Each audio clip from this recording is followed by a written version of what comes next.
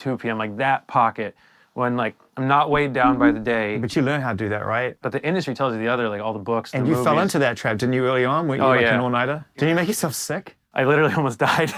I got such a bad pneumonia, I was in the ICU. Because of overwork? For no other reason than just like not sleeping. Isn't that what the 20s is? I'm not saying the 20s is for going to ICU, but isn't that point of kind of ambition to the point of stupidity, a point of being young to some degree? I think that ambition is beautiful. I think harming yourself and wearing it like a badge is foolish. And I think I did a little of that when I was younger. And I see people who still do a lot of that. So where did that mythology come from for you? Who were you sort of emulating to some degree, or what scene or what vibe, or where does it come from? I think I grew up in the generation of, you know, we were still sort of poisoned by this like heroin, all night, sticky floor, you know, and I was coming up in the Jersey punk scene, then into the indie scene in New York. You were young when you started, right? You're like 16 when you... Even younger. My first tour I was 15. It was. I hesitate to use the idea of like sex, drugs, and rock and roll, but there was a roughness around this profession that it just was. I imagine it's no different than certain corporate professions where like you're expected to work. And by the way, there's nothing wrong with that. And I work my ass off and I love it. And I love touring, I love being in the studio all the time. But what I didn't realize was, you know, the magic is when the fucking magic is. The magic isn't when you're fucked up at 3 in the morning. For some people it is, and that's cool. But for me, it's like the kind of music I'm writing and the stories I'm telling, the magic is like, honestly, like right now. Like, I feel like myself. I haven't been poisoned by the day yet.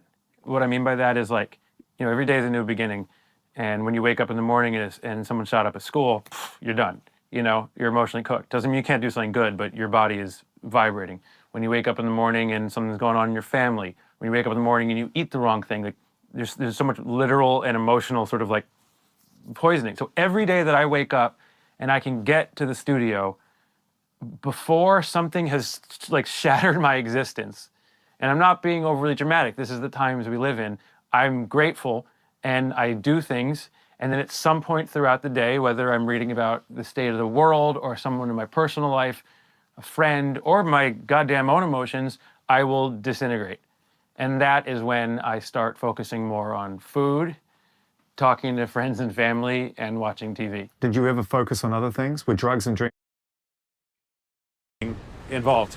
I'm excited to go into the studio. I love this place. Yeah, as soon as I walk in, I feel pretty removed from the things I feel stressed about in the world. Well, you spend so much time in here, that's probably...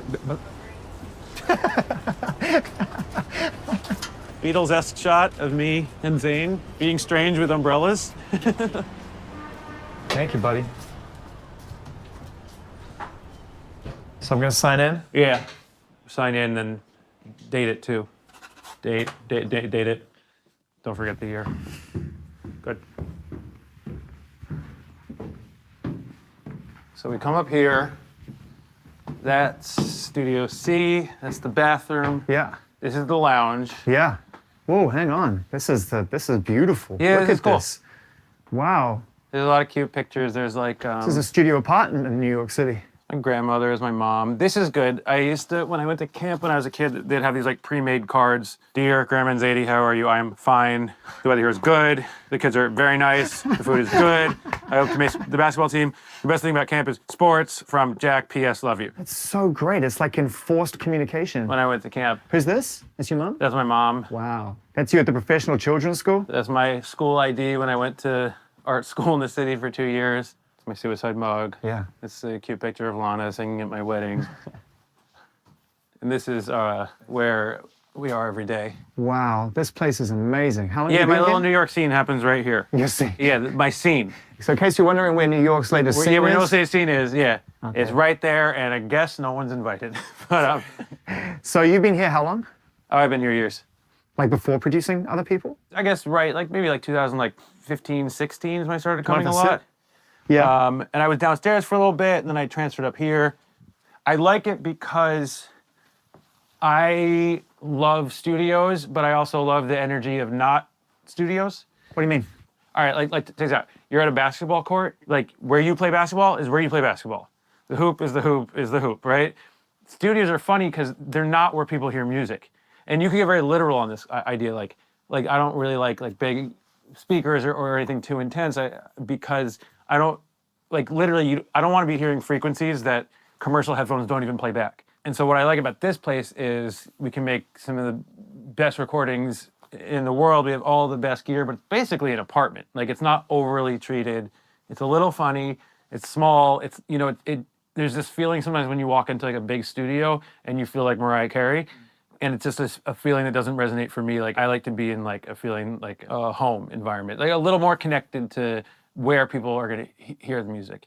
And so that's what makes this place perfect, because it's truly both. You don't have to say who it was, but when was the last time somebody walked in here for the first time? Because I know that Lana comes here, Taylor comes here, Annie comes here, 75 probably came here a bunch. So you've got your scene.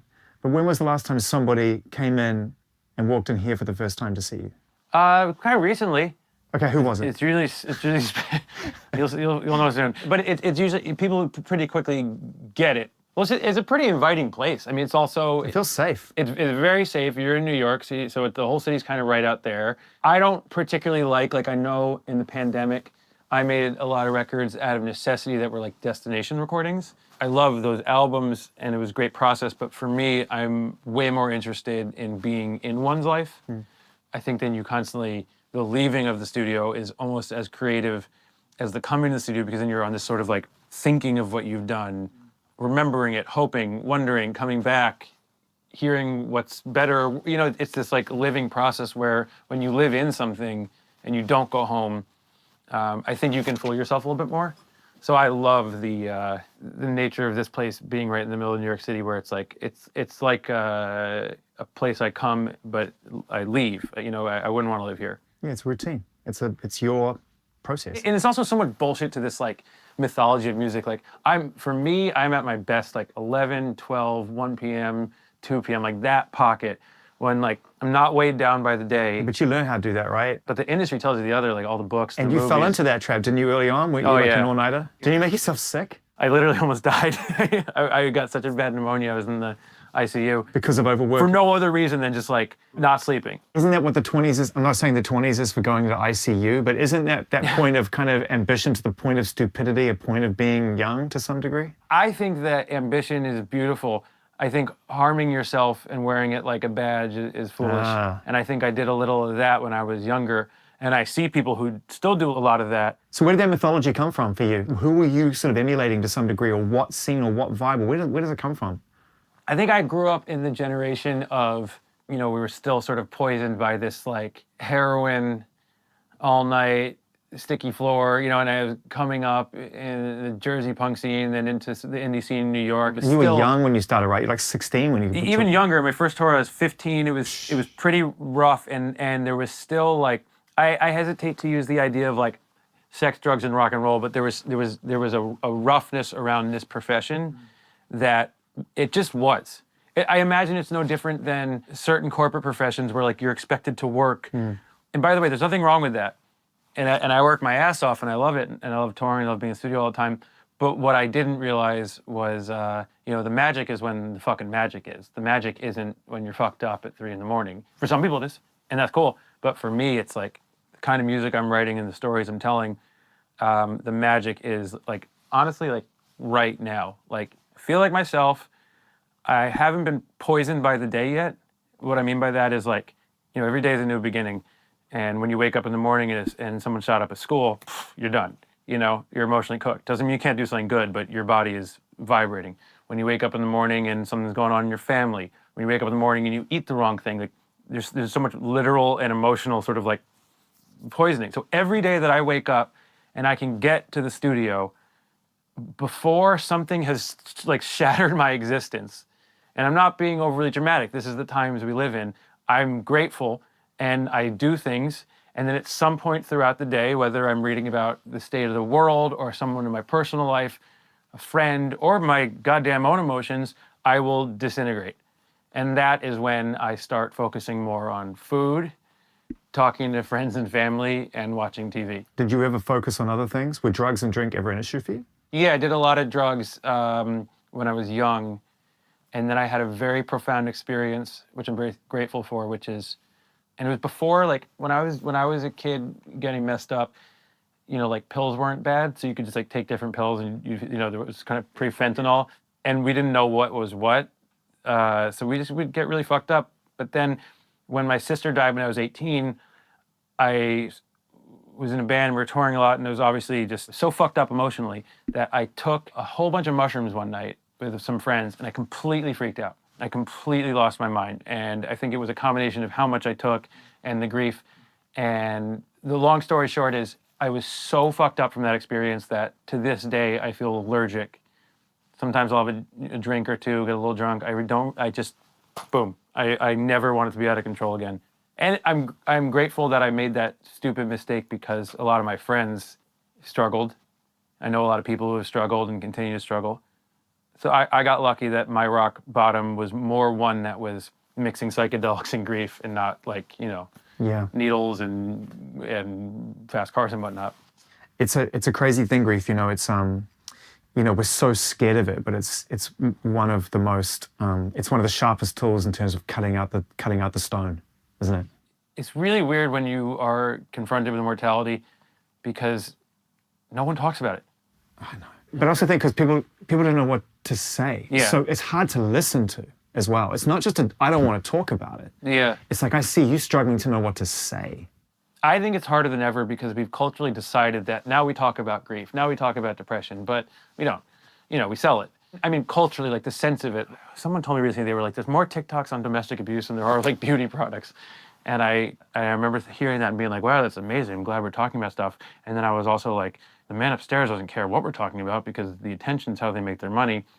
The point I'm making is, as the conversation becomes out there, there's even something isolating about that, because I think that words like grief and trauma and depression are so commonly used right now that we almost like need new words for people who are like really Struggling. really down there, because there's depression and then there's not leaving the house. That's why I like what Jews do with Shiva. They make, if anyone doesn't know, when someone dies for a week, everyone just has to come to your house and like bring you food, and you have to cover the mirrors and you rip your shirt if you're the one mourning. It just is like this sort of like meat and potatoes, no pun intended with the food, but like you can't survive, we're taking care of you.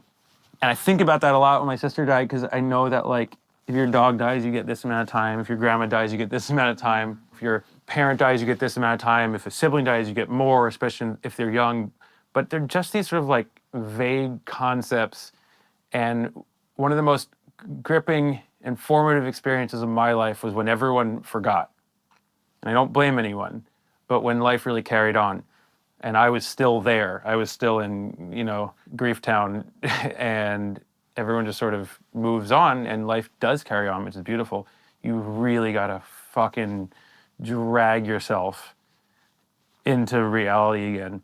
And it's not only the hardest work in the world, but it's also so sad, because to re-enter reality is to also leave some stuff in the past. There's a lyric on the album, one of my favorite songs on the record, where you talk about you were just a kid when they told you were born to bleed, little soldier, magnet heart, sentimental boulder. I wrote that about my wife. About your wife? The song's about her, and then I'm Not Gassing is my favorite lyric on the album, because the line is, yeah, you were just a kid when they told you you'd born to bleed, endless soldier with your garden heart and sentimental Magnet heart boulder. comes later, yeah.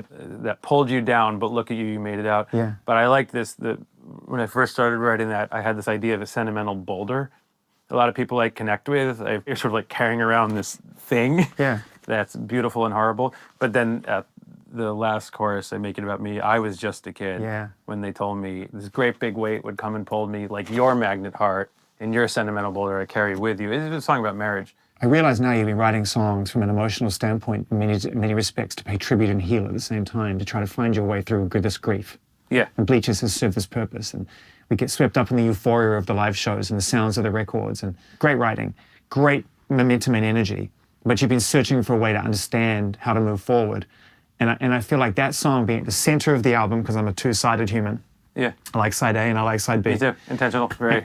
And I feel like that sits on the record really as a way of saying I'm ready to transfer now some of that energy that I've been carrying with me into something different. Very much. This is exactly how I mean it.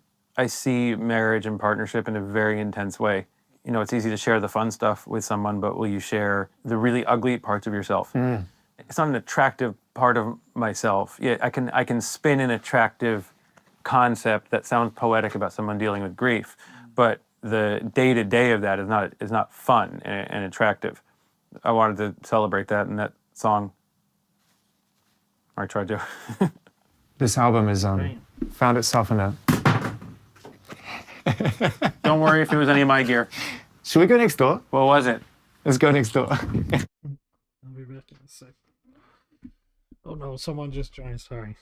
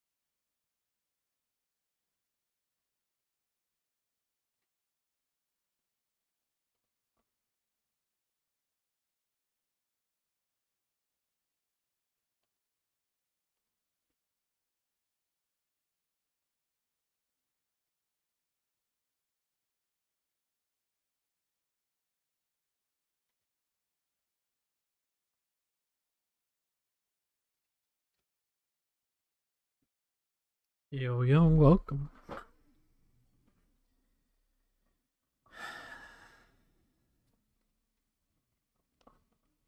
Just watching this video while I trying to finish this piece. I've actually never heard of Jack Antonoff before, but this is really interesting. So this is the live room. Is this your collection? No, that's Lee's, who owns the studio. Can you believe it's just sitting right in Yeah, there? It's that's- the perfect yeah. spot by design, I'm sure. So I collect vinyl and I'm really into it. God, what a fucking joy to live in a time when it's all coming back. It's the greatest fuck you to everyone I've is. ever sat in a room with who explained to me where the music business was going. I just love, for a million reasons, I love what's going on with vinyl, but for that reason, it's just the ultimate mic drop of just like, no, like in a capitalist system, something that is going like this for a minute is a failure to you, but they often go like this, and for the rest of us is very important. So here's a question. Where do you hope Bleachers sits in my record collection? Where do I hope it sits? Yeah.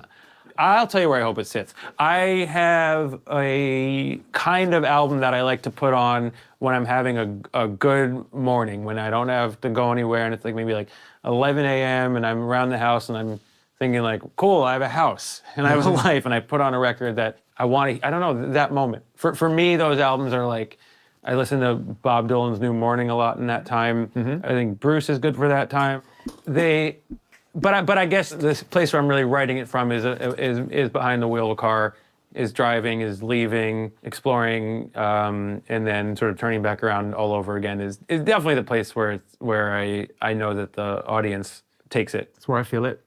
It's interesting that Bleachers became that journey for you because you were on a different journey for a while there. I mean, you started touring when you were 15. You moved around from sort of proto-punk type environments to sort of hybrids of that, but the whole thing felt very DIY, at least from what I can it was. tell. I think a lot of people have a hard time imagining that because people often take you where you land. So you're the two-time Grammy Award-winning producer of the year who works with Taylor Swift and Lana Del Rey. Why could you not have grown up in a van? It's a little. I get it. I mean, if I'm talking to someone about sort of the punk scene I grew up in, or how we used to tour and play shows, there's like sometimes I feel like people are like, "Are you like doing a thing right now?" Where you're like, you try to prove yourself a yeah, little I'm bit? like, no, this is how I grew up. Right. When, during those early days when you were kind of traveling around, playing to nobody in a van with people that were going to share a very small amount of your life with, when was it most real? Like, was there an experience when it was like, holy shit, that just happened? Or you felt like you were really touching the void like all bands do when they go out and making it up as they go along?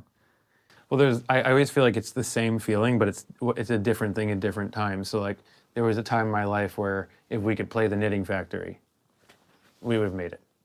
And we did, and then what if we could play Bowery Ballroom? And then what if we could tour, and then the first shows outside of New Jersey was like Connecticut. What's the maddest shit that happened on tour? Do you remember anything? It's crazy. It was a lawless time. Like when I first started touring, I would go to MapQuest.com, print out directions from every venue to every venue, from New Jersey to Florida to Texas and back around, and then we just find places to stay along the way. And it was like, you know, people talk about Florida being weird now. It's like, Florida was really weird then, my experience, but you just saw crazy shit. And, you know, the feeling now of something that might seem really big is no different than the feeling of like, what if we got to leave our state? Yeah. You just have these markers, and I think it's natural and healthy for the markers to grow as you grow. But I think what matters is just holding on to that feeling of just sort of like, oh, cool, like I did something that meant something to me. And now that I've done it, something else means something to me, and that's how it's meant to be. There was a time in the UK where I felt like I couldn't turn on Radio 1 where I worked and not hear a Fun song. And I wondered what that felt like when you'd sort of gone from band to band to band, and then this idea that the three of you had became this gigantic thing. Because it really was. I think people, I'm sure Fun fans remember, but some people will conveniently forget that for 18 months, Yeah, it was there for big you. songs. It was there for you. It was my first experience of, oh, there's not some like Illuminati door, you know, of just sort of like, oh, you know, because there was no weird, you know, we made our second album and a bunch of those songs blew up, and I was on the radio for the first time and doing all those, you know, I always had like a line in the music business that was just over for me, you know, because I always looked at Spoon and Wilco and those kind of bands. I was like, that's it, you know. I'm going to tour, and I'm going to get to the point where I can get 1,000 people, 1,500, maybe 2,000, maybe 4, you know, get real touring audience, and that's all I fucking care about. That's all I care about. I mean, what those bands have done is brilliant, and that's it. And I always thought the radio and Grammys and the MTV Awards and all this sort of like that side of the music industry was like for Lady Gaga or something. It was so off my radar of because I think I was probably 25 at the time, and I felt very old. So I've been at it so long, and I had just been on this. I always interpret it like the county road next to the highway. People shoot by you, and oh, those guys we just played a show with, they're fucking huge. You know, There goes like, the mega bus. yeah, and I'm just like, and so I was just sort of like, cool, like this is, you know, I was really proud, a very, very proud human being at that time of what I was able to accomplish. We were starting to draw people. I had a band called Steel Train and Fun at that time, respectively. We were starting to fill small venues, like really, you know, really respectable stuff. And so when that cracked open and that side of the industry opened up, I was just like, oh, like, hello, that's odd, you know, and the biggest takeaway I had from it is there wasn't some weird deal with the devil. And then after those Fun records, at that time when all that stuff was blowing up, I didn't really enjoy it much because I only was working on Bleachers. I was very anxious about having success for records that weren't records that was sort of coming from me. People don't often do that. They don't take a look at their break. I'm not saying that's how you saw it, but most people would work all their life up to that point to play these kind of festivals and be at the Grammys and whatever, and get phone calls to work with people and get remixes, blah, blah. But, you know, this is it. This is the world. Yeah. They wouldn't think like, I'm going to go away now quietly, privately, and make a record in my bedroom and call it something else, and then take a photo of me on my bed and make it black and white and write a whole bunch of really introspective songs. They just would be like, I've got to make this moment count. I got to build on this moment. Why did you decide to not stick it out and just ride that road? I had spoken in the language of songwriting and felt myself through my writing my whole life.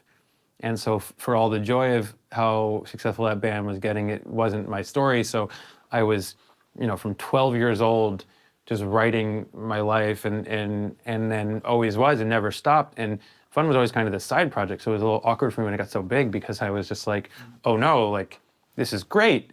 But also like, this journey I'm on of writing my experience. And so I worked beyond overtime to make sure that didn't suffer. You know, so many people go from like producer to like wanting to have their own project or something like that. I think it's also funny when I realize that not everyone knows that I've always kind of had my own band and been a songwriter since I was a kid, and that was almost the first thing. I was producing the records too. I shouldn't call it that at the time. I think it's partly why we're here.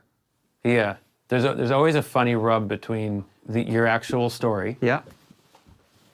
your mythology, Yeah. and then what you want people to focus on. So is that why There's a lot of Bleachers- mythology around me that I'm like, all right. Well, yeah, but The Guardian recently, right, Respect, I thought was summed up Bleachers brilliantly. They said that they called Bleachers self-mythologizing, which for a start, I think is wonderful. Number two, I think every artist to some degree is self-mythologizing because that's what the work ultimately creates is some Yeah. form of mythology. But I understand the point being that when you put on a Bleachers album, even on this album, you put on Modern Girl, it's like, man, we play like a heart attack for you, and we shout out Evan and we shout out Mikey. There's a moment in Self-Respect and the crowd goes wild. Yeah. And the crowd goes wild. And I know that there's a twist in the tale and what the crowd's going wild for, but it's like you are kind of creating this mythology around the band through the art. That's the thing about a shared experience with a band and the heightened experiences that you live together is there is so much mythology. And you do lose track as a band of like, you become these characters, not even to the public, to each other. Yeah, you do something as a unit that is fantastic and amazing and wild and so dialed in that you can be loose. It's the craziest experience, to have this weird life that you live together that can be mundane, but in many ways is all that insanity and the beauty of kind of just like living. You're a bit off the grid, when you move around as a band. It's true. And the dynamic of bands is unique and not talked about enough anymore because there's such a move towards the solo experience. Or, I've got technology, I can do it myself. Why would I share it? Yeah. Bleachers is such a shared experience. Seeing the band live is pretty euphoric for everybody on stage and in the crowd. Does it at all frustrate Evan or Mikey or anyone else in the band that people still perceive Bleachers as a Jack Antonoff project? I mean, I guess you'd have to ask them, but I don't think so because within the concept of doing a number of things, I'm so at peace with people not getting the whole story. Besides the audience, all I care about, they get everything. When we play a show, everyone in that room knows every member of that band. They know what they're doing. They understand every inside joke, every marquee moment, every time. They get the whole thing. So it's like, I was very anxious about that. Once again, I don't want to speak for the band, but in the context of how I see it and the way I deal with that in my life, before Bleachers really had this audience, something happened around the last tour where the level of the audience grew. I was just sort of like, I don't need more than this. I don't need to be perfectly understood by the world. If I can have this place where everyone comes and gets the whole thing, and it's more than Bleachers. A lot of these people, if not all of them, understand the records I'm producing and writing, and they understand all the little Easter eggs sewn through all of it. But you get to a point where you're like, anyone else who's not getting the full picture, it's like, well, then that's totally cool. I also feel like I spent a certain amount of time in my life in the past agitated about being misunderstood, and Right. it made me feel a little bored, like chasing something that disappears once you find it. Has it been helpful working with so closely and forging such strong relationships with a certain kind of artist that feels misunderstood all the time?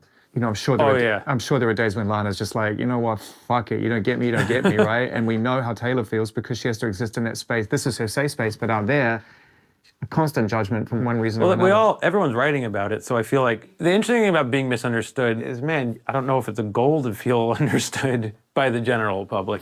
It's sort of like to be public and be known by a lot of people is to be misunderstood, and I've yet to, I don't know, I take a lot of comfort in a lot of people I've known who I have great respect for who just kind of still feel that way. And like I said, you just focus on your people.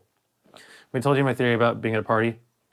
Okay, an artist and their audience, it's a relationship. Springsteen calls it a conversation. Everyone has a different word for it, but it's just a relationship, right? So I'm talking to you. The first album, maybe you're wowed. I'm new. I'm exciting to you. I mean, the second album, we go deeper. Third album, you might be mad at me. You might not like what I did, and we're arguing about it. But in the fourth album, maybe you understand why I did it. Maybe on the fifth album, you're mad again, but we're just in this long relationship, you and I.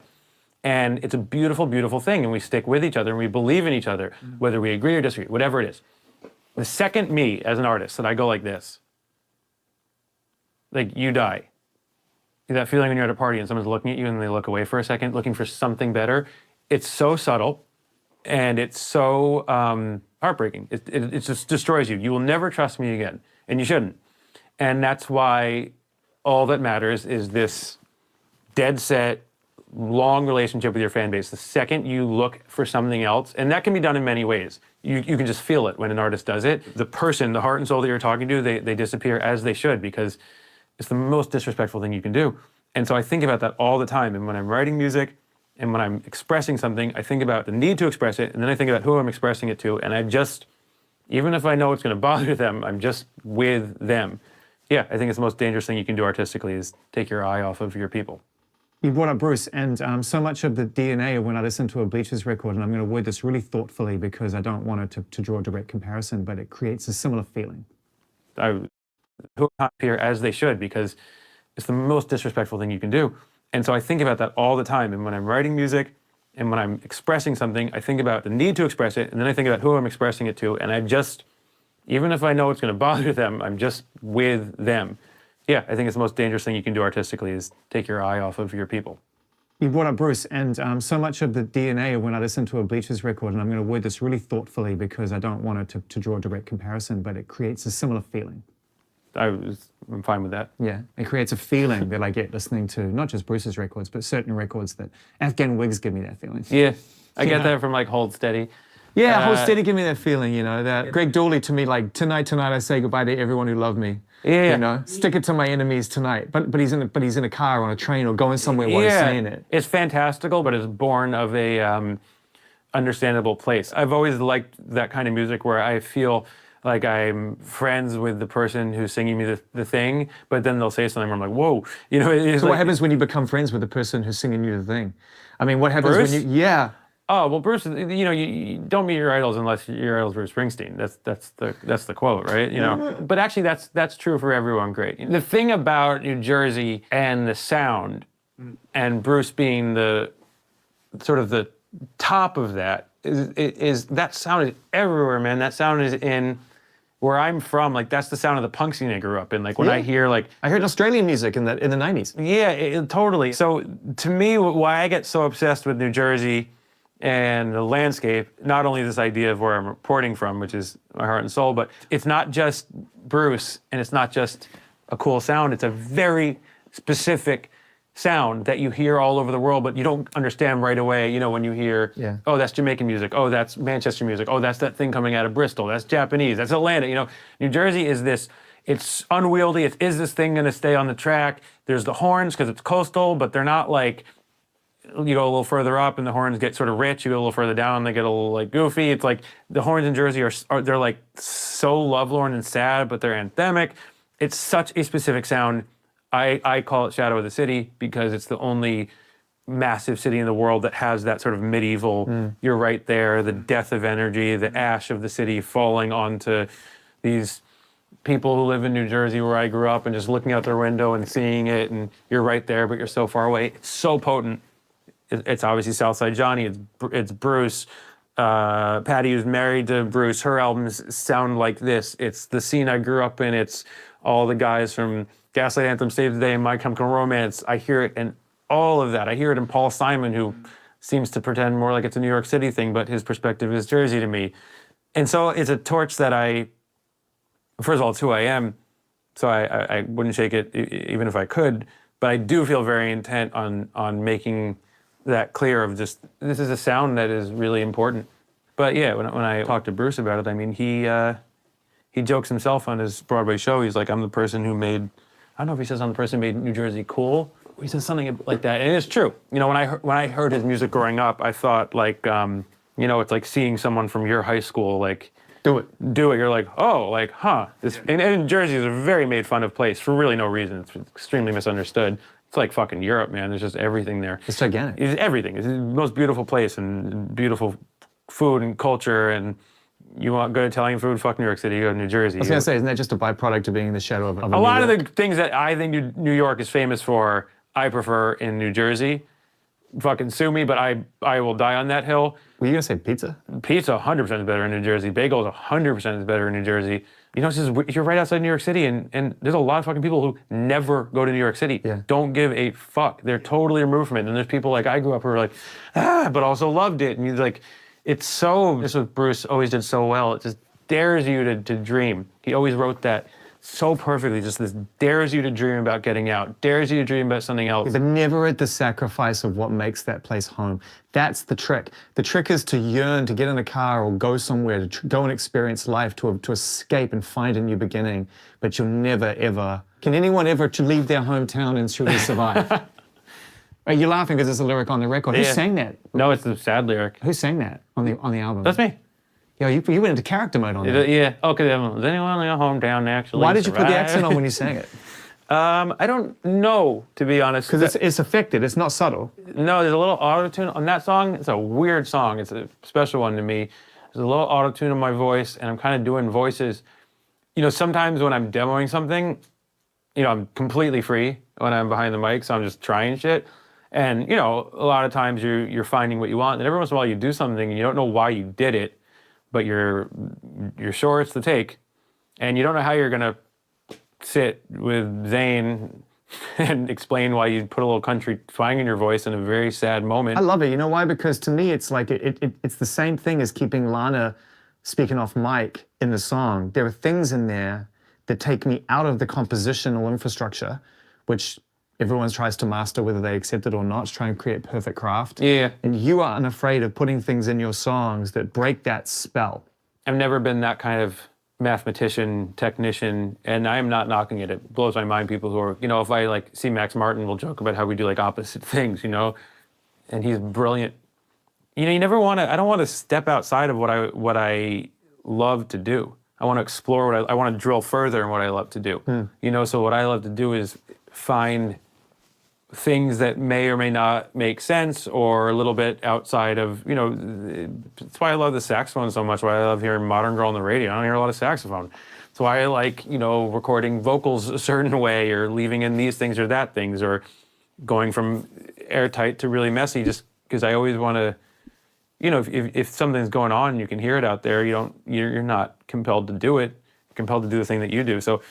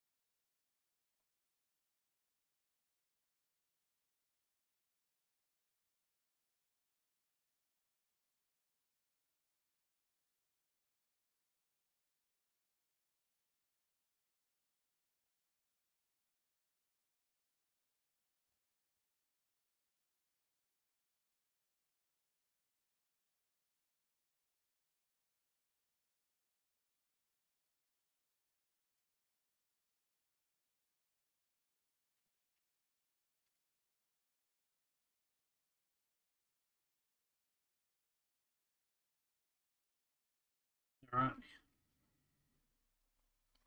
Yeah, but I always liked that. I love Beatles recordings. I love growing up and hearing those little things. And why is there that thing in this headphone? And those things to me are hooks. That's painting on canvas from an abstract point of view because you're off the grid. When you're on the grid, what the grid provides us is an ability to be able to move within parameters, and those parameters give us a safe space to achieve, right? But for you, when you're searching for something, a feeling, something that's intangible, what's the process of getting to the place where the grid's not there for you? How do you know when the painting's done? You know, I always know when it's done. Is feeling. The best way I can describe the feeling is when I get this, it's not arrogant, but it's almost this like bullish, like, I love this. I just want it to live in the world. The one thing I've gotten better and better about is just listening to that. Because what's crazy about this work is like, none of it adds up to an actual number.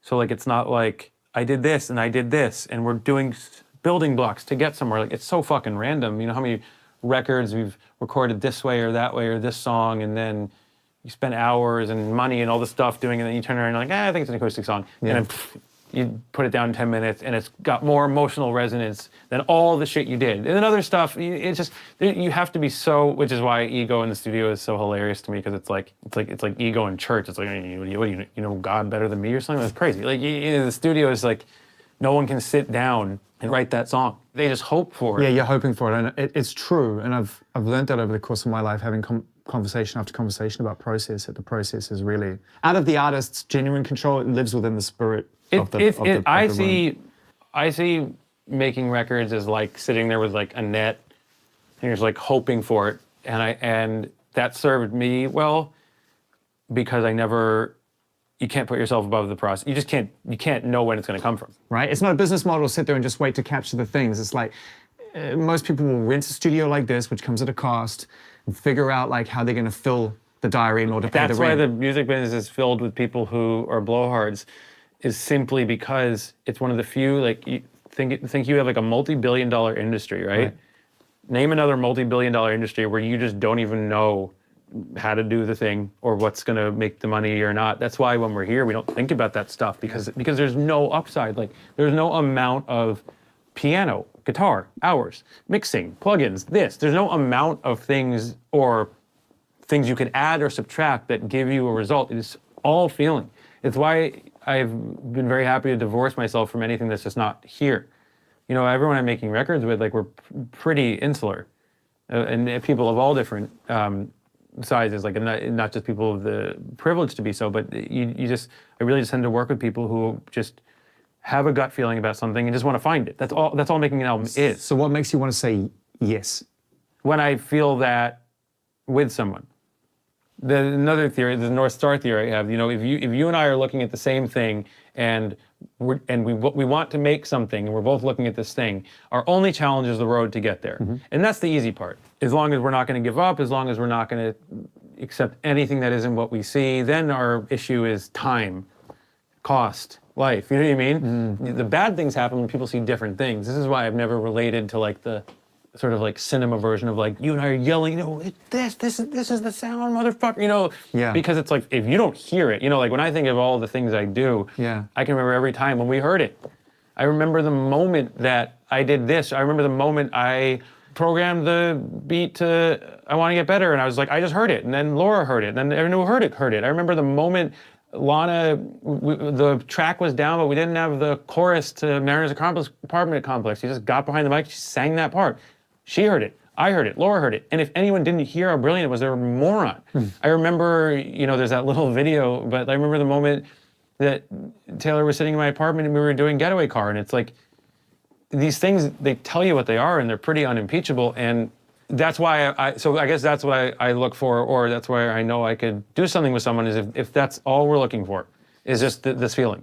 Where does the doubt go? Because there isn't a human being I've met who's an artist at some degree who hasn't faced some form of doubt, self-doubt, doubt that the song won't come, doubt that they can't finish the project. I understand what you're saying about, like, as long as we stay consistent and we stay on the road, we'll find a way through. Yeah. Well, you don't always. Perhaps the question isn't where does the doubt go? What did you learn to do with the self-doubt? Well, I think doubt is only a product of fear that you can't do something. And if you simply accept the idea that at some point you'll write your last song or your last good song, I don't know. I'm pretty surprised every time I feel that magic because I don't count on it. I hope for it. Beautiful, but when you're in the room with whether she's a friend or not, you're sitting down with Taylor, who is, in my opinion, the greatest songwriter of the generation.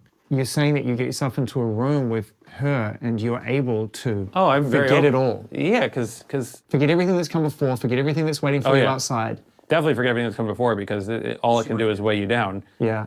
Every time we do something new, I joke, I guess we still got it because there's no reason for it to keep coming the way it does.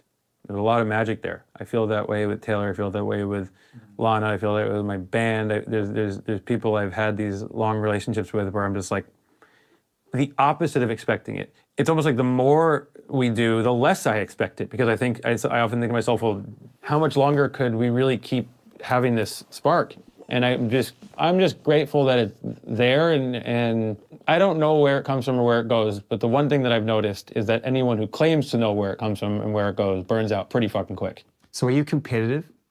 Artistically, I'm like competitive to a point that like hurts my body, like it makes it like hard to like lay the stuff down and have a life outside of it. So who are you competing with and in what regard? Just myself and where I, like I said, just to drill further and further and further into what I'm doing and push it further and further forward. And So only competing with your own results. I wouldn't want to compete with anyone else because where's their competition? No one in the world has ever been like, I have a song today, I'm good. You know, there's plenty of space. So if an artist goes to another producer and makes a record, does that resonate with you in any other way apart from great?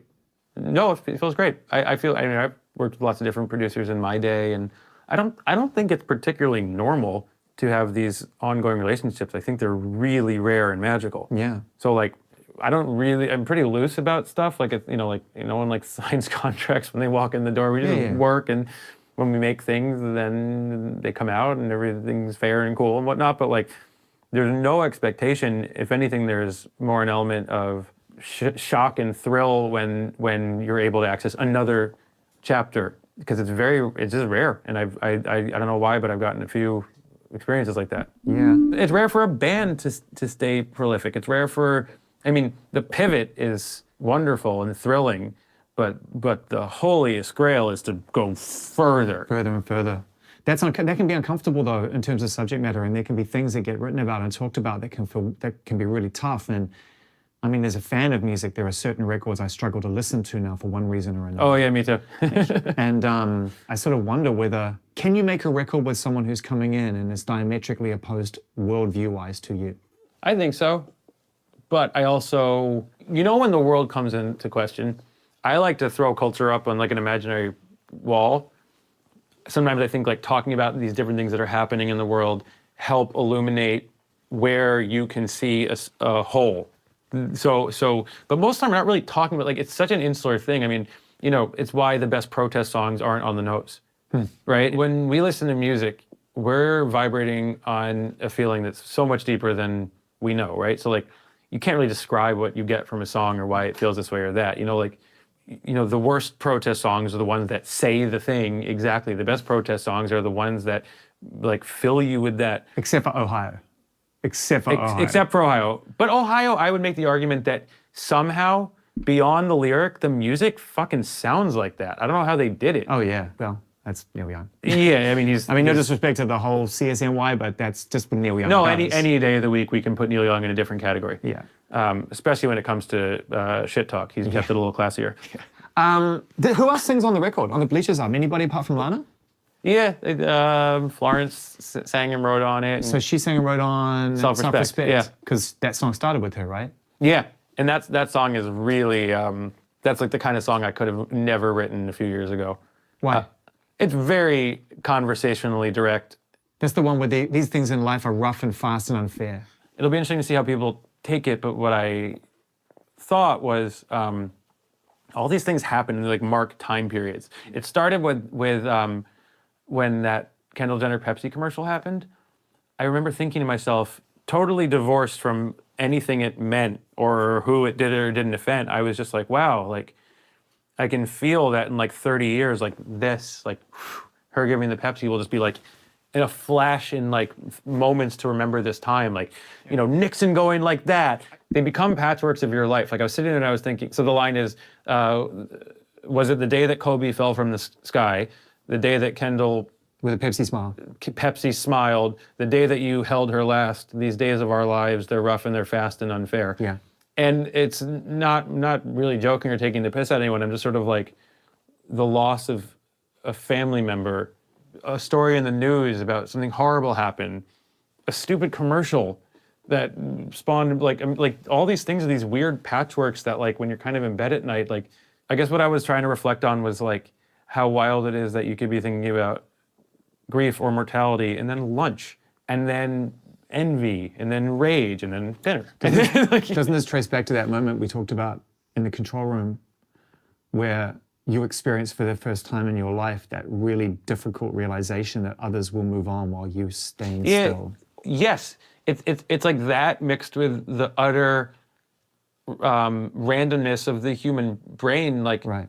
I've been trying to, I don't know, I always want my music to sound as much like it is to just be around me as possible, because it's just sort of like a quick, easy way to make sure you're just being you. Like, does it really sound like me? Literally, you know, these are the things I say or these things I want to say. And I like that song because those are the things that I actually say. And yeah, it's poetic, but it's I mean, if that's something someone wanted to criticize me for, it wouldn't bother me. But Oh, yeah, like I think it's real to you. I think as much as about dead people as, you know, politics, as my personal life, like it's all swirling around me. And I think that one thing that the internet has done a poor job of is allowing us to remember that we have a myriad of crazy thoughts all the time, and that in one moment someone could be so on fire about something and then they're just like, I'm tired. And you just like empathy to apathy, we're just zipping around it. So that was my intention there, and I'm interested to see how people will take that one. Who else sang on the record? Claude, Yeah. Clairo. What song is Clairo on? Clairo sings Bartees Strange. Clairo sings backups on Almada. Mm-hmm. She sings backups on Tiny Moves. Annie Clark sings backups on the first song, Mm-hmm. famously known as St. Vincent. You know, I worked hard in earlier parts of my career to be like, this is this, production, bleachers, Yeah. and now I'm like, yeah, It's a scene. It is a scene, and that's where I'm at. You know, I mean, like I said, regardless of the output of the scene or the fact that some of these figures and these records get heard by a lot of people, like it's these days of my life are feeling very reminiscent of the days of when I started playing music. And I think that culture has lovingly forced us into that, you know, because if we're here sharing every move with the whole world, the records aren't going to happen and we're going to want to jump off the roof. So I feel like the state of the world has created this sweet hibernation. There's a song on the record. I feel like in the middle, something really seismic happens. And there's a song, Woke Up Today. Again, maybe this was written about somebody else. But that song is beautiful, the idea of feeling privileged to even just be around someone in its most simple physical form of breathing in and breathing out, which is the thing we take for granted the most of in our entire life. Yeah. I think human beings take for granted breath more than anything else. Yeah, it's exactly how I felt. It was that's how I knew I wanted to get married too. Was there's a sort of like litigating or prosecuting in one's head of like relationship. There's a scoreboard, there's a tally, there's a pros, there's a con, there's a I get this, I don't get that.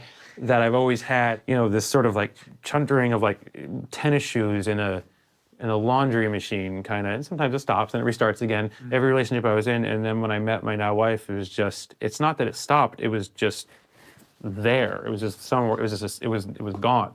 It was the first time in my life that I experienced not being in this exhausting and sometimes funny inner negotiation and actually just enjoying someone existing.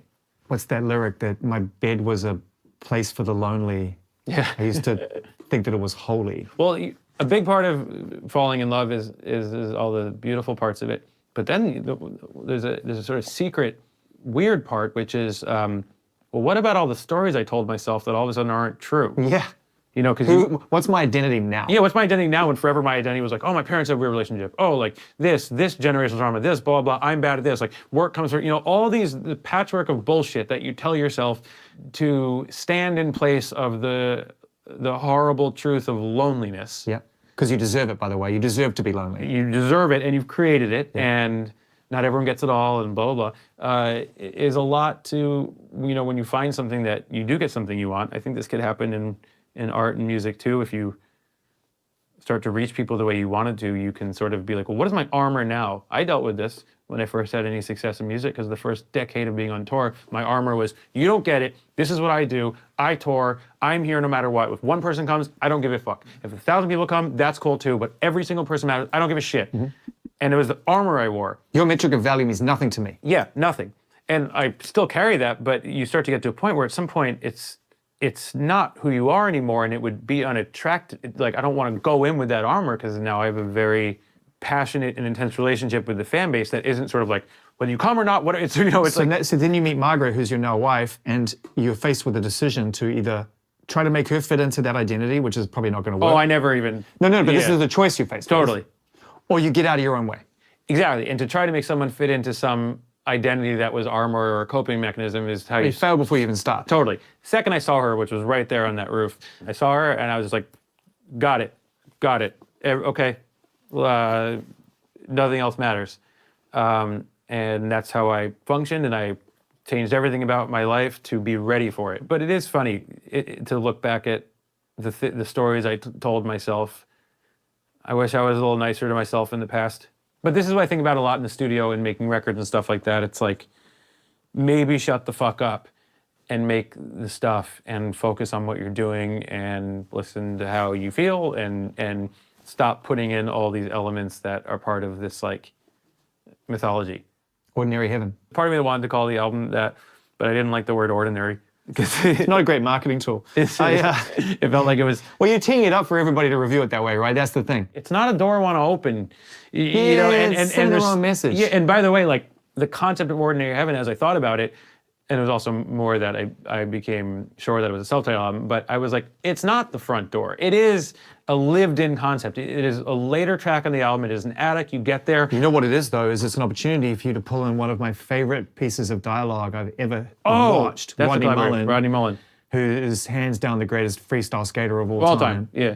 I always wanted to skate like him, but never. He's an artist. He's an artist, and what's beautiful about you bringing that quote into the end of that song is that you take him off his board and you just present him in an audio way as an artist. Yeah, well, he is. I've gotten to know him, and the reason I use that is because Stop. This is where the flex goes too far. it's not a. So how random is Do this? you know how much of a flexer this guy is? Like you don't even realize he's flexing on you until you've been sitting with him in Electric Lady Studios for 4 hours, and he tells you he's friends with Rodney Mullen. This is the moment where I might leave. I mean, I hope you would call me How friend. the fuck do you get to know Rodney Mullen? The best story ever. So my wife was working, and she was in Pittsburgh, and I was on tour, and she was saying, a lawyer who does my hair, like her partner's so cool. I can't wait for you to meet Rodney. He's so interesting and introspective. I'm like, awesome, cool. I can't wait to meet him. And she's like, I'm still hanging out with him. He's so cool, and like he's so smart. And she's just like waxing on about these people, Lori and Rodney, and how great they are. And she was like, oh, and like he's a skateboarder. I was like, oh, that's so cool. And just like she kept telling me about it, and she was like, I think he was really successful. And I was like, is he Rodney Mullen? And she was like, yeah. And I was like, you don't get it. You don't fucking get it. And I was like, not only do I know who he is, he's like the greatest, not only the absolute greatest of the field, but someone who meant the most to me. Anyway, he's just the coolest, most brilliant guy. We barely even talked about skating. He was at our wedding, and I just found this quote of his. I was a bit nervous to ask him because I never want to. Who wants someone you admire to say no to you? I'm Well, sorry, yeah, it's that simple. I mean, The only time I like asking is I do a benefit show at the end of every year. That's an easy ask because it's like it's for charity. Like, if you want to be cool, like it's not like, will you lend your voice to my? And it's a pretty intense thing that I sampled him saying, but he was cool with it, and I'm really, real proud to have him on there. The reason why I put him on there is because he's someone I love and who I grew up loving for a different reason, but now love for many reasons. And he said the thing that I was saying in the album in a very different way. And that's why I included it, because he kind of codified what I was saying. You know, Bleachers came along at a time when you had some success to spend, and you chose to go and invest those chips into building something new. And it's become your voice to tell your life story, really, I think. And this album is such a watershed moment for you personally. I can tell just by listening to the lyrics that you've achieved this whole new space the good thing about that is that there's a whole lot of new space you can fill now. There's a whole lot of life to go and live that's in front of you. And you're so busy making records with people you love and admire, getting to fulfill that wonderful experience in your life. And you've got this amazing opportunity to build a relationship. And how do you see Bleachers growing with you? How do you keep the fire of this thing that was really the sum of all the parts we've discussed in this conversation, from the kid at 15 in the van Yeah. to now? How do you keep it going? It's a question that I feel often, and then it gets answered by music. So right now I don't know. But when I put out the first Bleachers album, Strange Desire, I mean, the first single was my whole life story. I, through the verses, just ran through anything bad that had happened in my life. You know, every album I've ever made sort of functions like an opera in a way. And so I know it changes as you get older, but I am always left, and it's funny, I'll answer this for myself and kind of all the people I work with, because it's one thing I've noticed we all do, where it's sort of you finish something and then you're kind of like in this weird, it's almost like when the plane lands. Yeah. Before you get off the plane, you're just like nothing is, like the plane ride is over, but the next thing hasn't started. I'm a little bit in that phase. The answer to the question is the next song. At some point, I mean, I'm always writing, but at some point I'll, hopefully, maybe not, but at some point I'll probably write something that will open a new door in my mind and be a whole new place I want to be. That's what's happened in the past. But I don't think about it. I don't think about what's the next phase. Keep talking, I'm just going to grab this guitar. So, but you do feel like you've reached a landing, the plane has landed? Oh, definitely. I feel mean, like there's that- nothing more self-mythologizing than a self-titled album. But even any album I finish, it's like to say the album is done and I'm going to put it out is the ultimate, like, I feel, what's he going to do? Of course it's in key. I'm not going to do anything that anyone's going to care about. I'm just sick and tired of looking at all these beautiful instruments and not picking them up. What's your go-to chord? If you pick up a guitar, what do you play? I've got First thing I play is the we first thing my dad taught me, which is this little ragtime thing. Oh, that's cool. Because that's Little how he finger learned playing. exercise. Yeah, I pick up any guitar, I go. And if I'm alone, I would do it faster, but I don't want it to come off like a flex. But then it goes like, it's like real ragtimey. Do you know how we're going to finish this? I've had a really good time. Had a great time. Really enjoyed it. It starts with you showing off. No. Yeah. Wait, sorry. I'm just trying to. If I could just. Yeah, hold no, on a if I- second. Yeah, one I second. just- Yeah, go, hold on, I got it. Okay. Yeah, what is it? Okay. All right. You know this one? It's That was a good interview.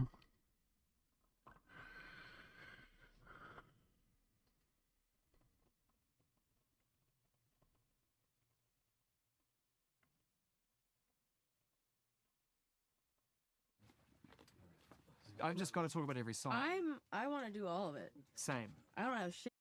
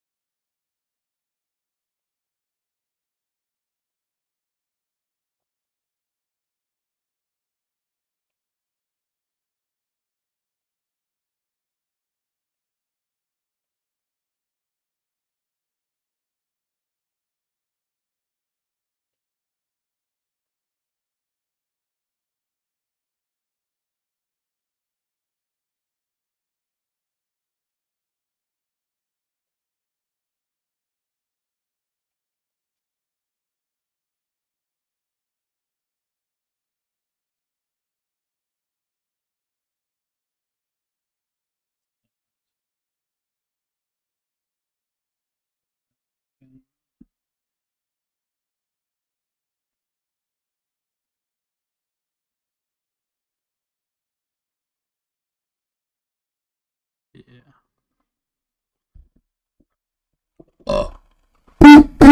Okay.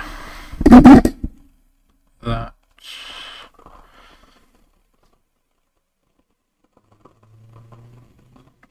That looks good. Yeah.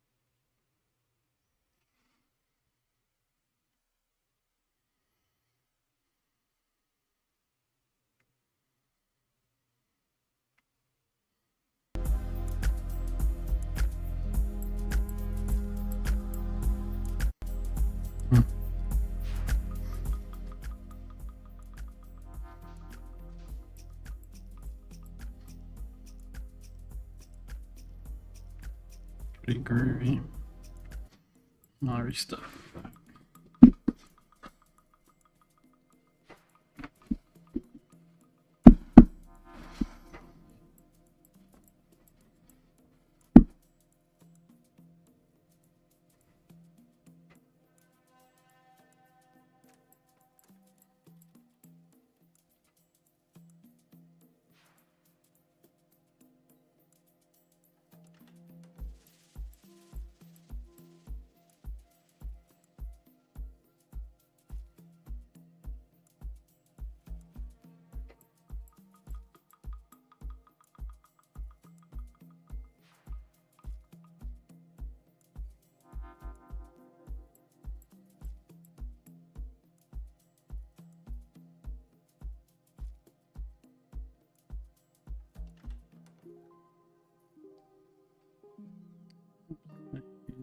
The info. There we go.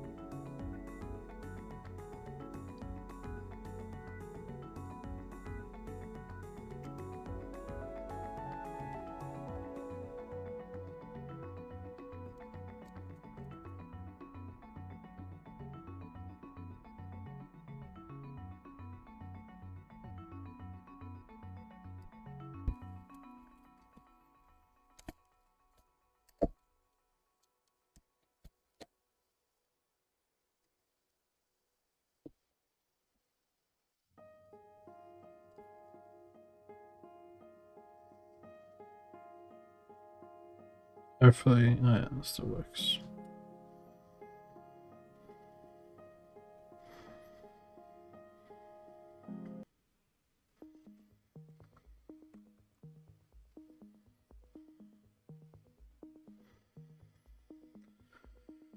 Alright, let's get back into it.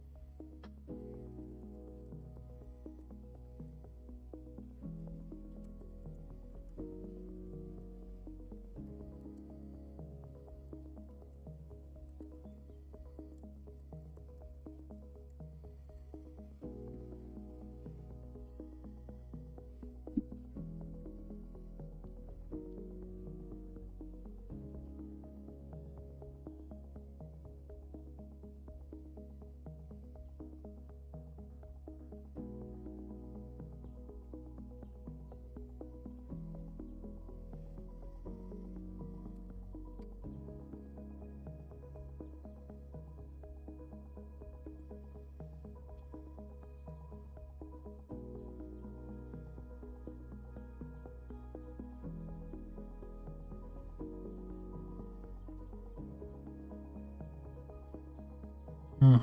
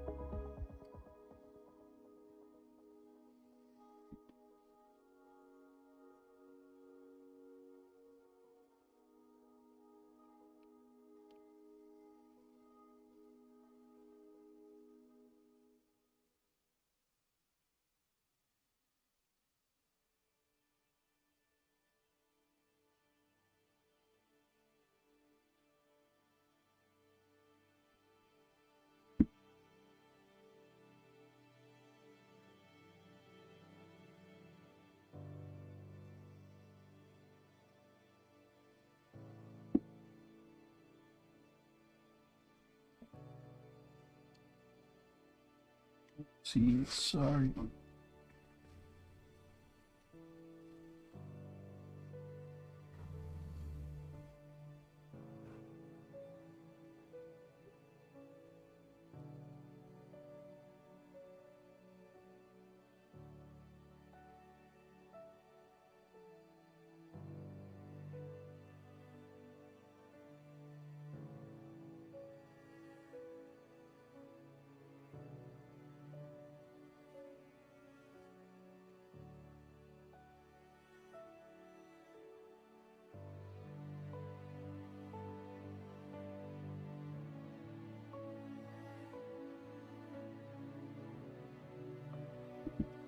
Just brought back a funny memory.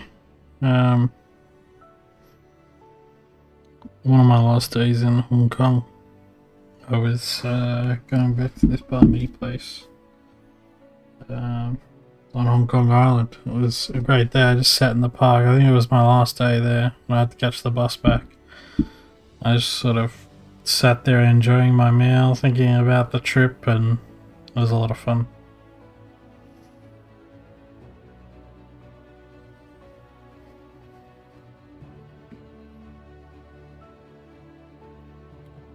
My phone on me.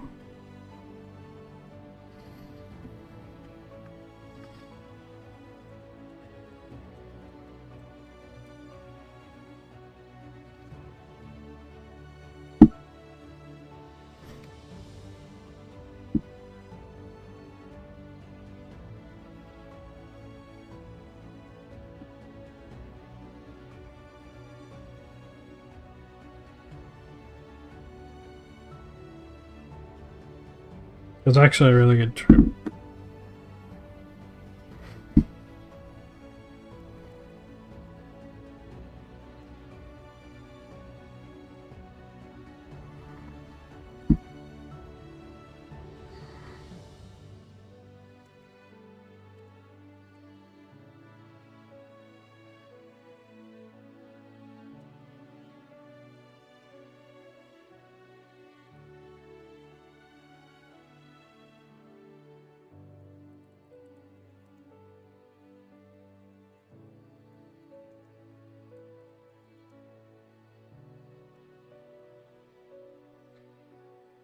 Alright, back to it.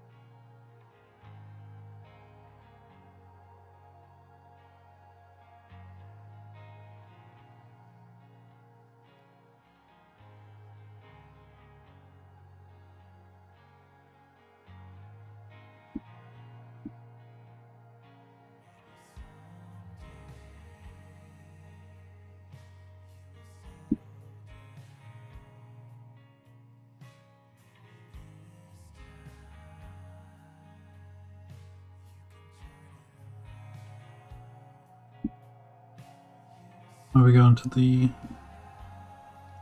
Book of Mormon next Saturday? Should be good.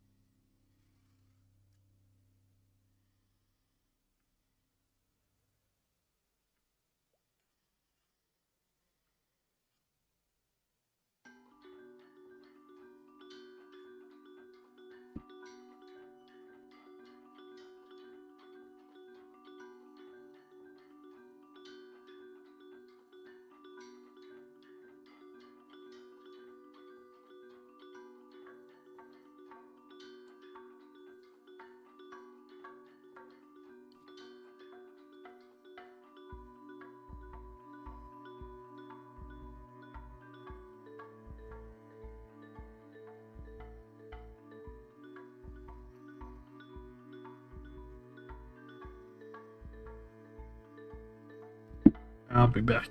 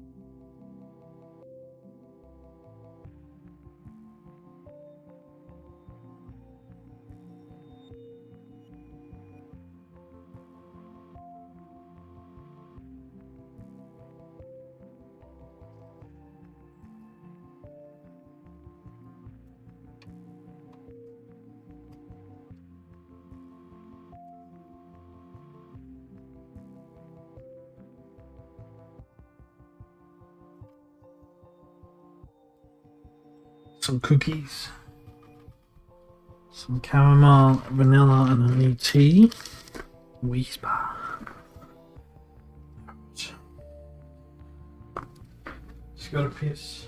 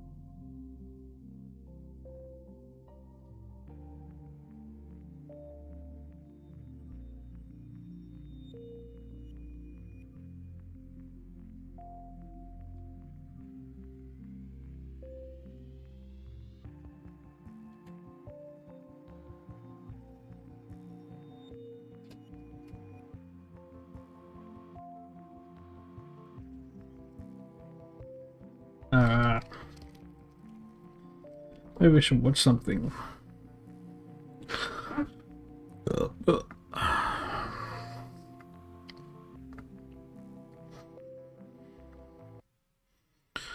Let's have a looky. Yeah.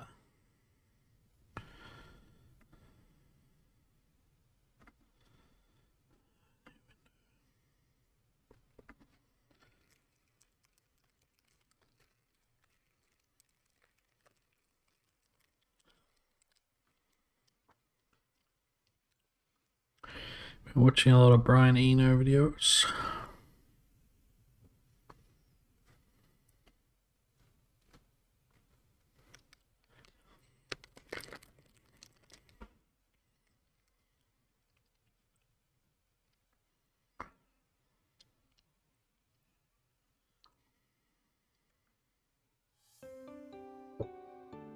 Actually, I'll do this one.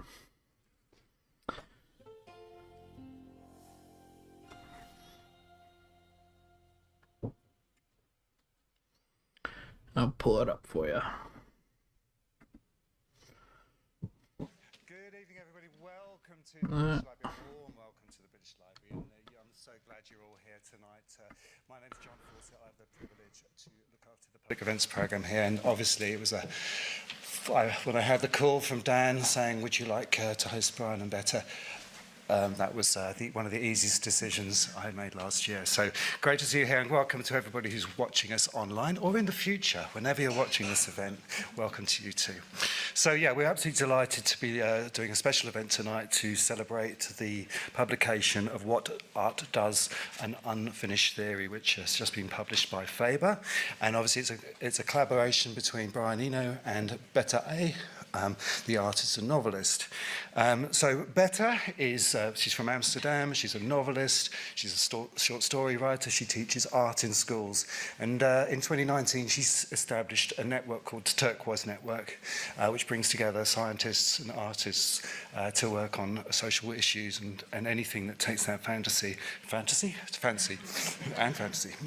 Of course, I probably don't need to introduce Brian, but obviously for the record and those watching in the future, Brian is obviously a hugely accomplished artist, a music producer, and a music artist across 5 decades. His visual arts work have been exhibited in over 200 venues worldwide. He lectures, particularly looking at this theme of what art does and what it is. And he's obviously a very passionate activist as well. The Earth% and Hard Arts, which are charities that he founded, look at sustainability and climate issues, and of course a major contributor to Stop the War. So yes, Brian and Beta met through the Turquoise Network, and their conversations became the book that you are going to be enjoying and hearing about tonight. The books are obviously available for those in the room outside for sale. They're all signed by both writers, and so it's a unique opportunity to get one of those. So, in your hand, or on your seat, you'll have a small piece of paper. That is for your questions. So, if you have a succinct question, please do put it on there during the course of the talk. And then about 10 to 8, we're going to come around and collect those. And Brian and Betta will pick out some of them to answer in the last half an hour. So, that's it from me. We have a wonderful evening for you. I hope you find it stimulating. We're absolutely delighted to host Brian Eno and Betta A.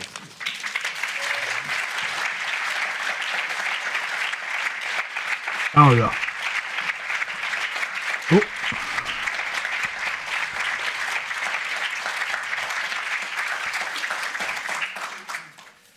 Hello. Good evening. Thank you all very much for coming. I'm going to start by talking about how we met and why we ended up working together on this project. We were at a dinner of scientists, actually. I think we were the only non-scientists there. And we started talking to each other, and I started explaining to Betta, who I then thought was a novelist. I didn't know that she was also an art teacher. Explaining to her that I had been obsessed with this question for years and years and years of why does art actually exist? What does it do for us? Why do we do it? Why do we like it? Why do we like making it? And having read, as far as I knew, all the books on that subject, and there aren't very many, funnily enough. There are lots of books about art, but not about why art actually exists. I hadn't really found a satisfactory answer. And this was sort of 50 years worth of reading that I've got on my shelves in my studio. And I said to Betta that, you know, I think it's very, very important that if we're expecting governments to fund the arts in any way at all and not to keep shrinking the budgets for them as they've been doing for the last 25 years or so, or even more, we ought to be able to explain why we think it's important. You know, we're in a climate now which tends to think of the arts as the dessert, the gravy, the bit you add on at the end, the not very important part of what humans do, whereas science and technology are always being dignified as the sort of thrusting, cutting edge of progress for human beings. And this had reached a sort of climax for me when I was talking to a young girl, a 15-year-old girl, at a party that her parents were giving. She's a bright kid, and she said, I said, what do you think you'll do at university? She was talking about going to university. She said, well, I'd love to do art, really, but my teachers say I'm too bright for that. And so her teachers had sort of hived her off from the arts channel of things and tried to get her into financial technology or something like that, something really useful. And I thought, this is crazy. That poor girl who so wanted to do this thing couldn't explain why she wanted to do it, couldn't explain why it might be a good option. And so, as I was talking to Betta, this was resonating with her quite strongly. And at that point, I found out that she is also an art teacher at the Rietveld Academy. Yes. How long have you been there? It's kind of on and off, but I'd say for the last 3 years. I studied there as well. So, yes, that's right, you studied there. So we just started talking about this question of how do you articulate, or how do we even understand the value of art? And then I said, well, I've been sort of talking about this in public for decades now. Some of you may have even had the misfortune of hearing it several times. And I've been writing about it and talking about it and thinking, this is really something that we should articulate. You know, the experiment I did 20 years ago now, I think, was I asked 20 scientists why they were scientists. Why do you do science? I said. And they answered in ways that are fairly expected. They said, oh, I'm fascinated by, you know, fungi, or I'm fascinated by mechanics, and I really want to understand how that all works. And that seemed like a good enough reason. One guy said, how else do you think a guy like me would get a girlfriend? But otherwise, the answers were what you would pretty much expect. And I did the same experiment with artists. I asked 20 artists why they were artists, and the answers were wildly different. And at least 4 of them were, I don't really want to know, in the sense, with the feeling that if I delve too deeply, I might burst the bubble. I might not have the magic any longer, you know.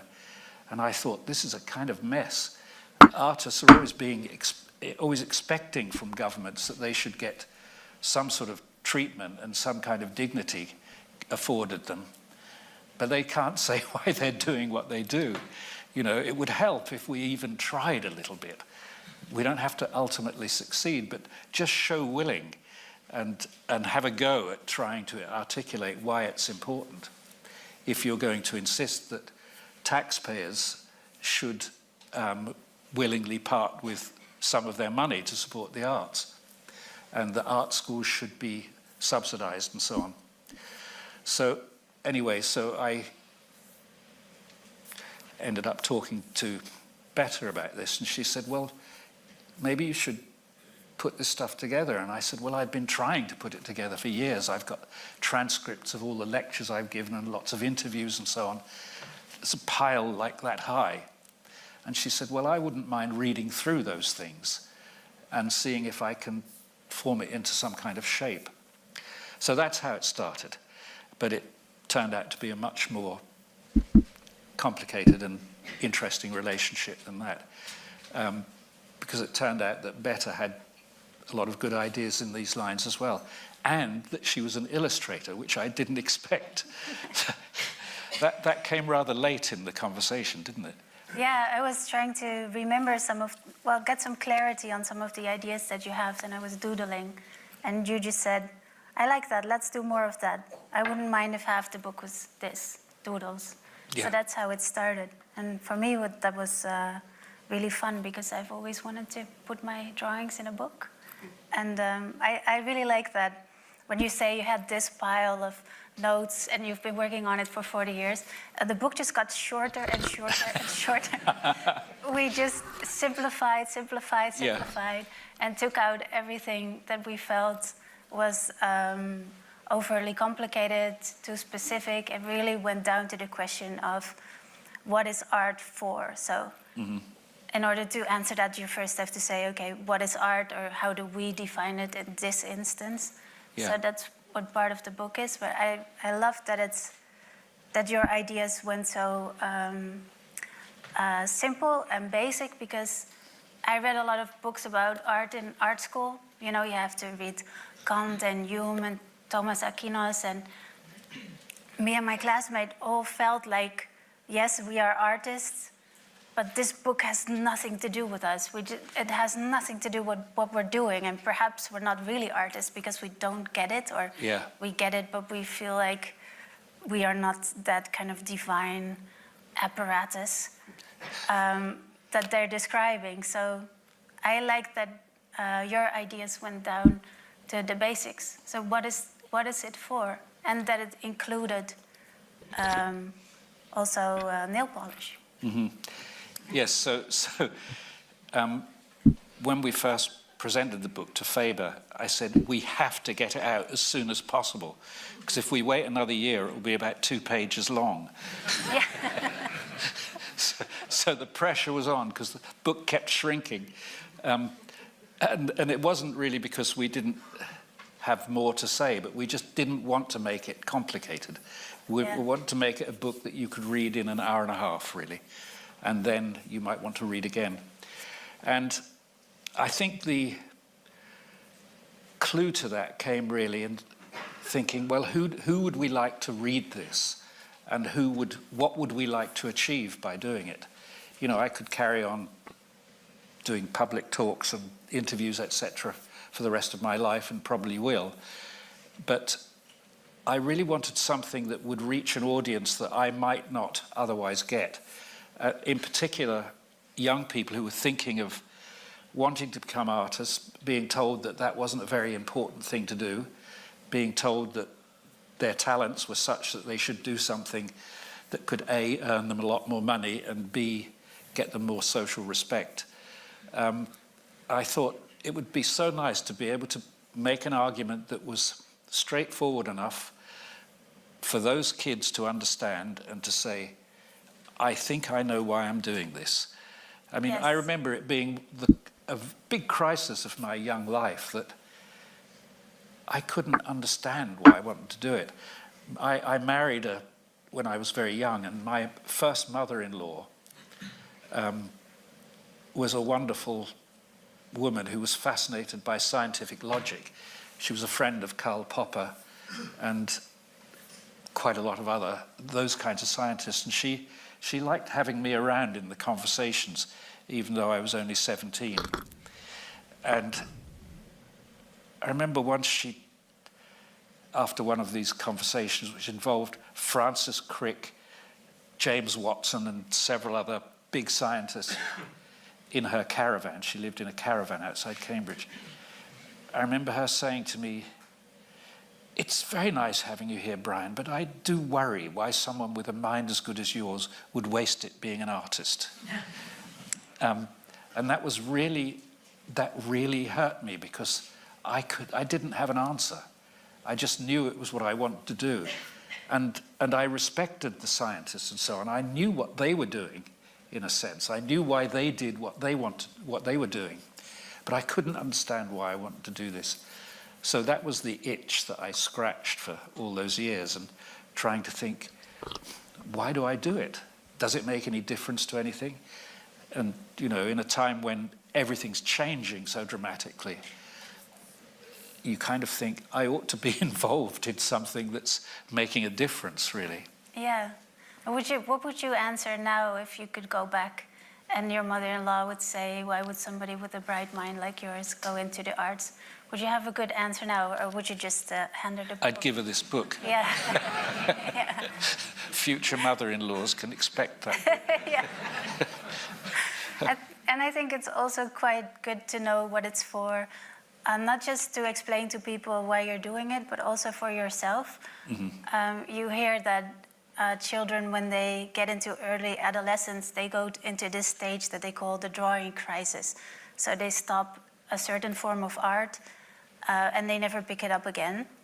And they stop because they think, my drawings aren't good enough, they're not photorealistic, they're not reaching the level that I want them to reach, so I'm gonna quit. And it could also be singing or dancing. I'm not doing it at a level that I want to be doing it, so I quit. If you know what you're doing it for, you can then have a conversation with yourself. So why do I need my drawings to be photorealistic? I can take a picture on my camera. I might be doing it for another reason. So if you know what you're doing it for, Yeah. you can have that conversation with yourself, or a teacher can have that conversation with you. And when you're young, you learn all these things, like riding a bicycle, and they tell you what it's for. Mm-hmm. It's for going to school. Yeah. Or you learn math, and they tell you what it's for. But art, they don't tell you what it's for. No. So then when it goes wrong, or you hit a moment where you feel insecure, it might be hard to work yourself out of it. So I kind of hope that also thinking about what art is for would help people. It would have helped me. It actually has helped me to write this book. I'm much freer now than when I do art, because I know what I'm doing it for. And I kind of wondered, you know, since we're really promoting art, I think you can say that we are. Mm-hmm. Do you feel it would be better if people did more art?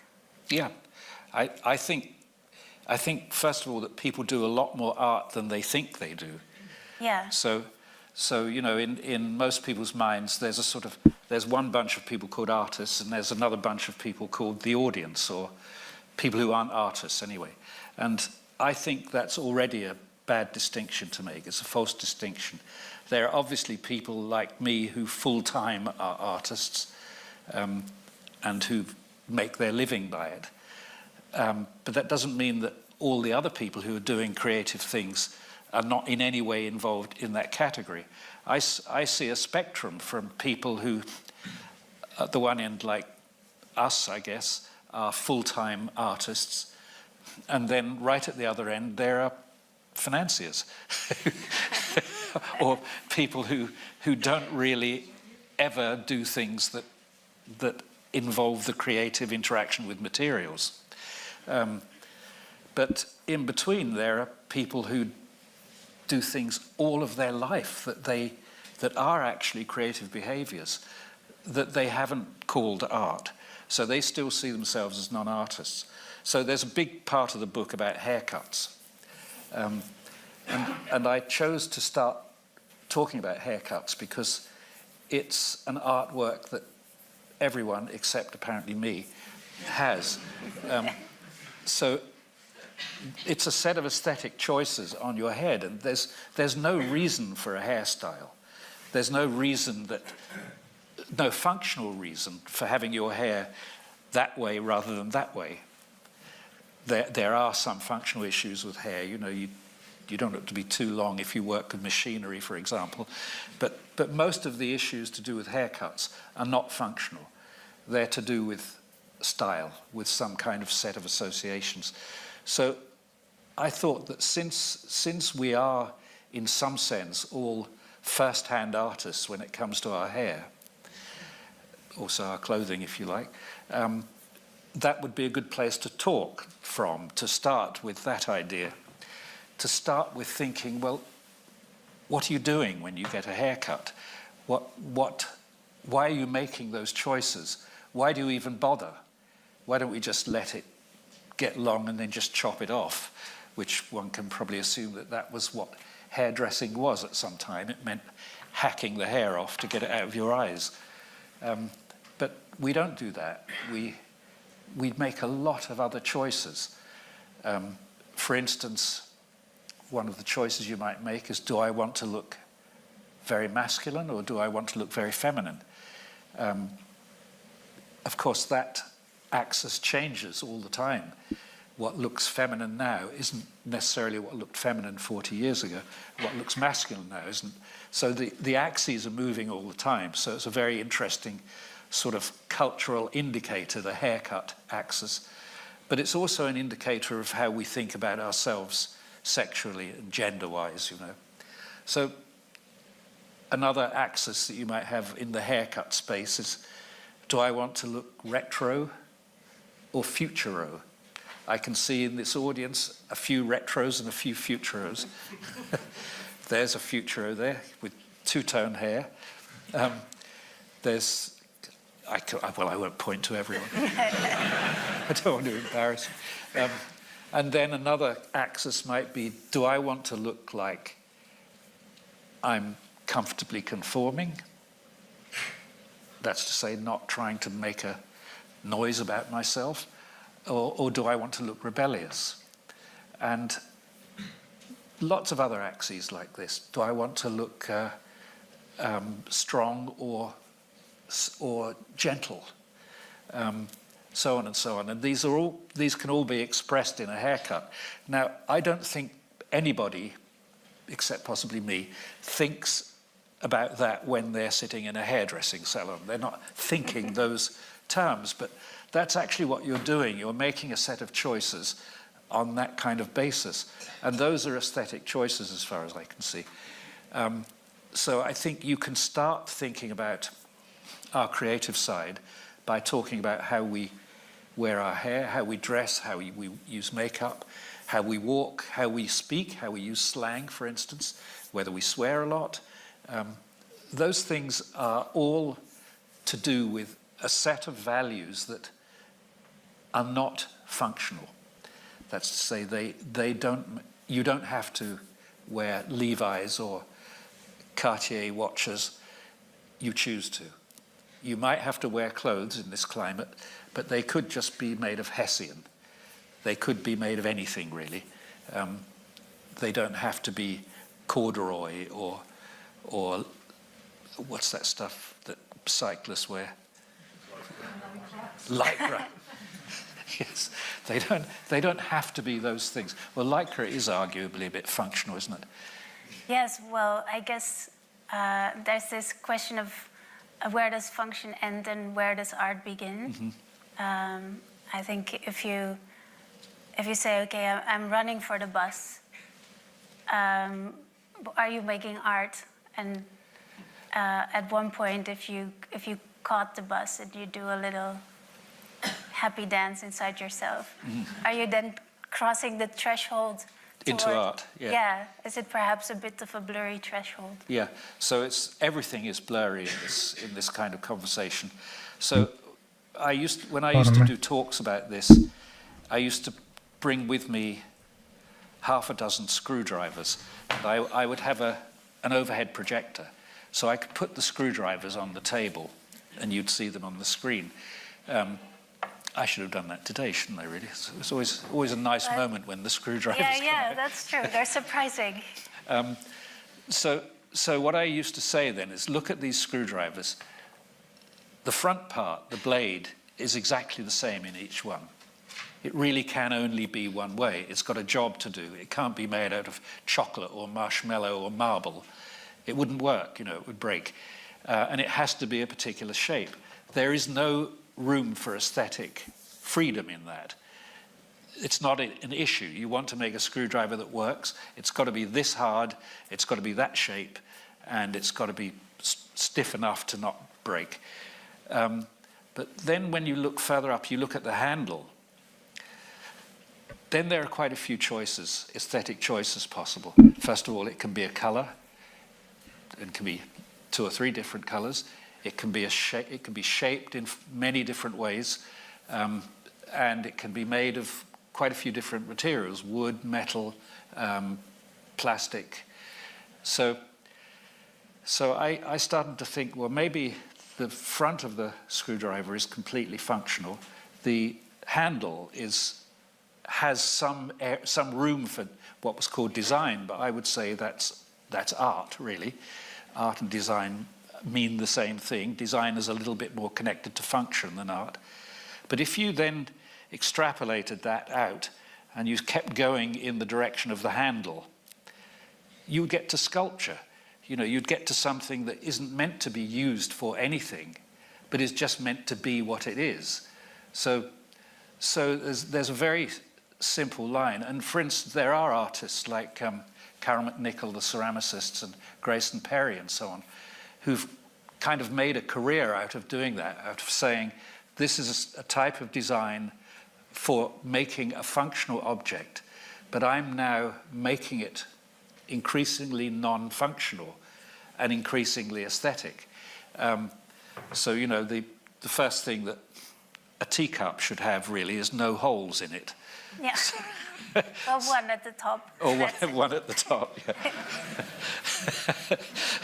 Yeah, no holes would be another interesting teacup. So anyway, sorry, I've jumped ahead of us a little bit. We were going to, I knew this would happen.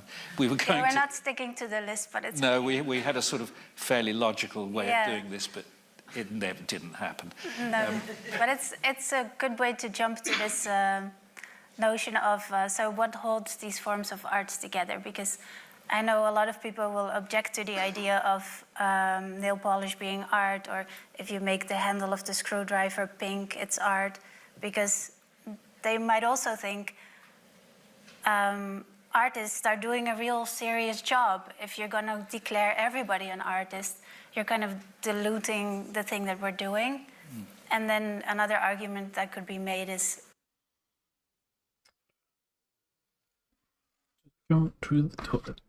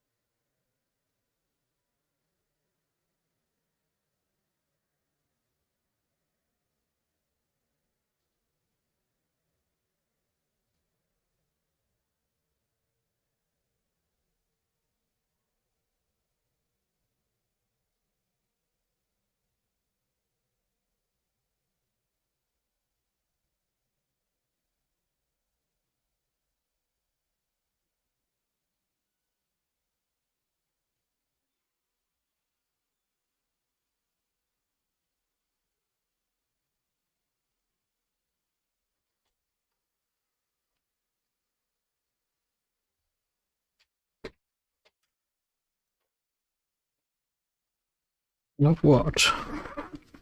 I think it's late enough. I was thinking might be able to get a bit more in, but it's 8:30. How long have we been live for?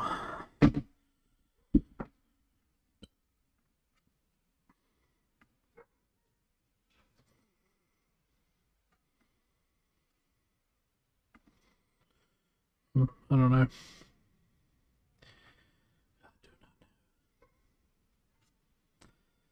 But in that case, I think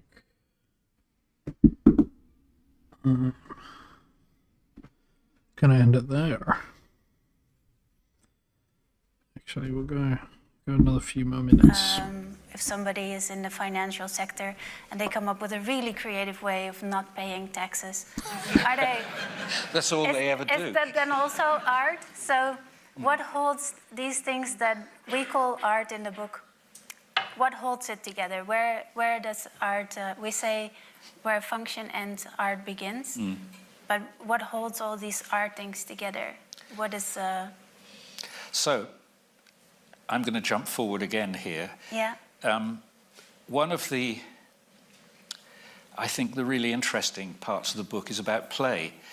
So, we all know that play is not superfluous activity for children.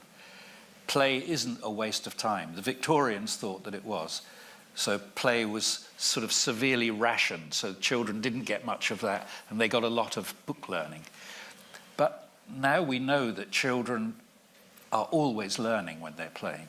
They're learning all sorts of things. They're learning about materials, how easily something breaks, whether you can bend it, mold it. They're learning about relationships. How much can I bend or mold that person next to me? What can they do to me? They're learning about social structures. They're learning how to make things, how to take things apart. And it's all called play. Nobody is educating them to do that. It's absolutely natural for children to do that. So we all accept that when children play, they're learning about all the things around them in the world. Funnily enough, as soon as they hit the 11 plus or so, we start discouraging play again. We start saying, now you've got to get serious, you've got to get a job, so stop playing around and do your lessons and do your exams and so on. But I think that what art is doing is it's offering adults the chance to play. So in the book, one of the things I say is children learn through play and adults play through art.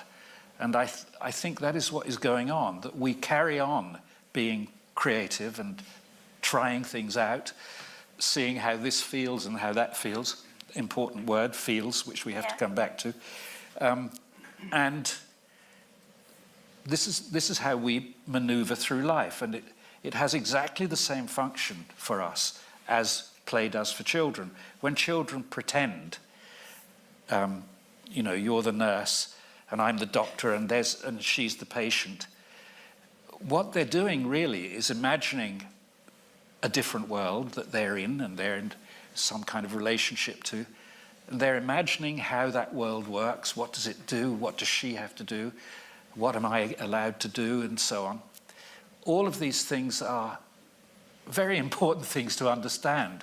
And we carry on through our life learning in the same way, trying to see how things work by imagining how else they could work. And what novelists are often doing, like Betta, is saying, what about a world like this? Imagine a world where this was the case and where this person existed and this person interacted with this world. What would that be like? What would you feel about that? So, should we get into feelings? I think so, yeah. So we're talking about we should keep playing. That's basically what we're saying, or it's a good idea to keep playing. We're in favor of it. And art is play for adults. So if we play, if we make a sculpture, you know, what is the point of a sculpture? Perhaps you have a garden, you put the sculpture in it. Really What is interesting. the point? What are you doing it for? Or you standing alone in the shower and you open your mouth and you make noises that we call singing. What are we doing it for? So what is this play for? And in the book, we talk about feelings, and you make a good point in the book that feelings don't have a really good reputation. So rational things, good; feelings, not so good. Feelings a bit sort of slippery. You can't quite define them, and you don't know if yours are the same as other people's, and so on. Yeah. So to say that art has to do with feelings might sound as if it's not important, but I think it's extremely important, and it's exactly why actually I started writing fiction when I was really young. When I had an argument with another girl in my school, for instance, I would get really caught up in the emotions and I wouldn't know what to do. And I would write a little story in which I would turn us into squirrels, for instance, or elephants. And then I would explore different endings. For instance, she would get really mad at me, or her mom would get very mad at me. And then through this fiction, I could think clearly and feel clearly, and then decide if I should apologize, never play with her again, ignore it. And so I really used fiction as a tool to feel through situations in a safe way. And I think it's very obvious to everybody how fiction does that, you know? When you watch a movie about a zombie apocalypse, you might feel a little bit scared, but the feelings are quite safe. Yeah. You read 1984, you can see the kind of world that you probably wouldn't want to live in. So you're kind of practicing those feelings. And I thought it was interesting to go beyond fiction. And I like how you expanded that notion that in fiction it's really clear how we're practicing feelings, but how are we practicing feelings, for instance, when we're ballroom dancing, or when we're dancing the tango, or when we're making a sculpture. So how did you... Really interesting. I'm gonna have to come back to that. But thank you for watching. I'll see you tomorrow. Peace and love.